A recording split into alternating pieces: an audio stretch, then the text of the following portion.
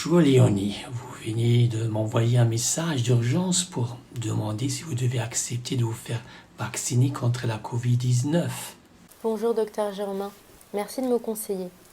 Je sais que les questions de vaccination ne font pas partie de votre spécialité, mais j'ai tellement confiance en votre jugement que je voulais connaître votre avis. Je vous ai envoyé le lien d'une vidéo que le docteur Denis Agré vient de publier et dans laquelle il dit clairement « Le risque de se faire vacciner est 1000 fois supérieur que de ne pas se faire vacciner.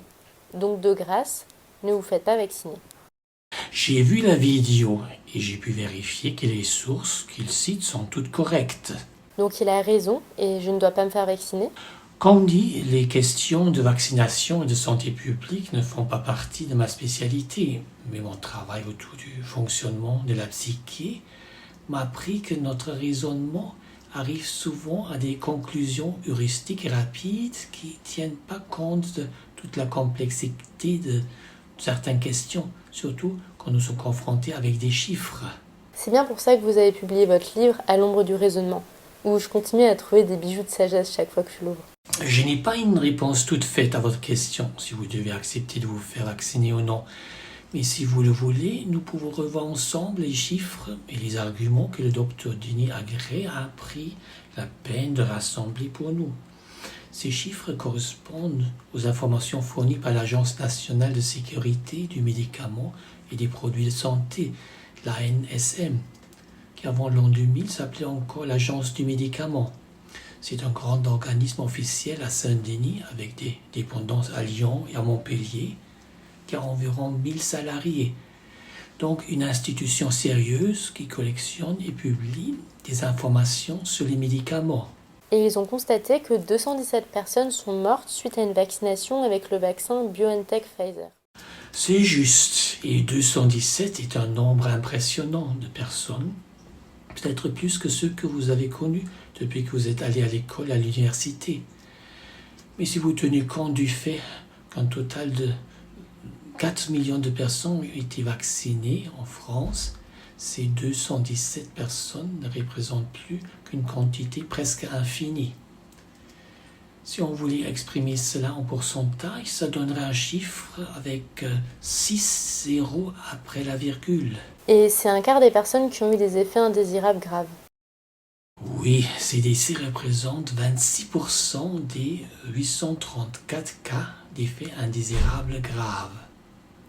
Quant aux autres effets indésirables graves, parmi les 824 cas observés, il y a 22% de troubles du rythme cardiaque, il y a 8% d'AVC, 6% de gens qui ont attrapé la Covid lors de la vaccination, 6% qui ont eu une maladie hémorragique, 5% qui ont eu une insuffisance cardiaque, 4% qui ont présenté une hypersensibilité, aussi 4% qui ont eu une paralysie faciale, 3% ont eu une phlébite, 3% ont eu des convulsions.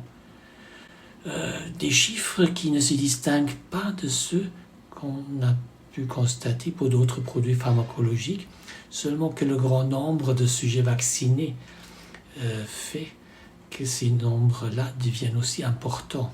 Donc, si j'ai bien calculé, cela fait un effet indésirable grave sur 20 000 vaccinations. Oui, 1 sur 4 de ces effets indésirables correspond à un décès. Et un autre cas, en gros, a des troubles du rythme cardiaque.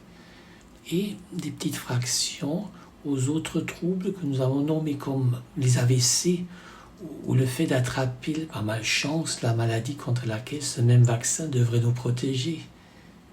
Mais même si le risque qu'une telle chose nous arrive lors d'une vaccination n'est que d'1 sur 20 000, si cela doit nous arriver, nous sommes quand même mal.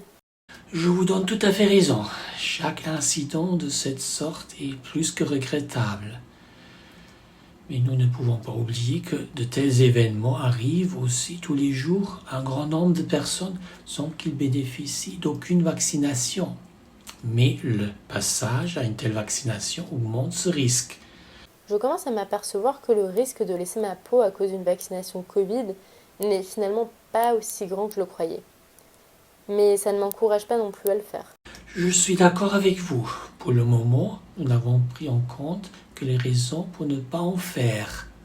J'ai bien retenu les chiffres qui pourraient me motiver à une vaccination et ils sont plus ou moins nuls. J'ai moins de 44 ans et pas de comorbidité. Pas de problème cardiaque, pas d'hypertension, pas de diabète ou d'obésité, pas de problème respiratoire. Donc, dans un des meilleurs groupes où il n'y a eu que 73 décès en France. Bien moins que les 217 décès après vaccination. Attention à ne pas confondre les chiffres. Les 217 décès étaient repartis sur tous les groupes d'âge et conditions de santé et n'ont sans doute pas eu de grand impact dans notre groupe d'âge, à vous, même si nous n'avons pas de chiffres disponibles pour en savoir plus.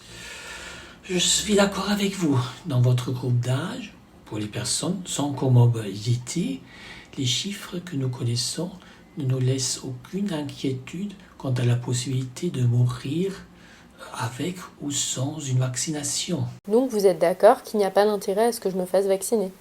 Oui et non. Oui au niveau personnel, parce que le jour que vous allez attraper le coronavirus à votre âge, vous passerez peut-être juste quelques jours au lit, comme lorsque vous attrapez une grippe un peu plus corsée. Il existe peut-être même aussi des formes bénignes d'infection où vous ne vous en rendez presque pas compte. Non, si on tient compte du contexte général de la société, parce que vous risquerez de transmettre le virus aux personnes fragiles de votre entourage ou de l'entourage de vos amis sans même vous rendre compte. Plus il y a de personnes vaccinées qui seront immunisées contre une infection, plus vite la pandémie trouvera une fin et une vie normale, comme avant le début de cette pandémie pourra reprendre. Du coup, cela remet la question d'une vaccination à un tout autre niveau.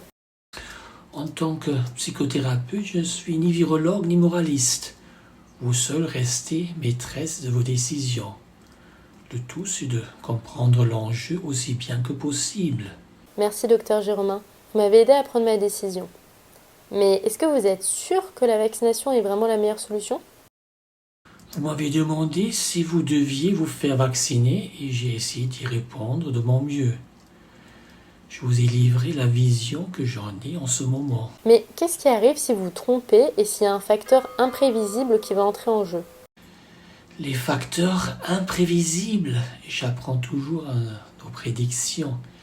Et si je me fais vacciner et j'ai ensuite une attaque, peut-être aurez-vous la gentillesse de m'apporter des oranges à l'hôpital? Oui, bien sûr. Et encore une fois, merci, docteur Géromin, pour vos explications qui m'ont vraiment aidé à y voir plus clair.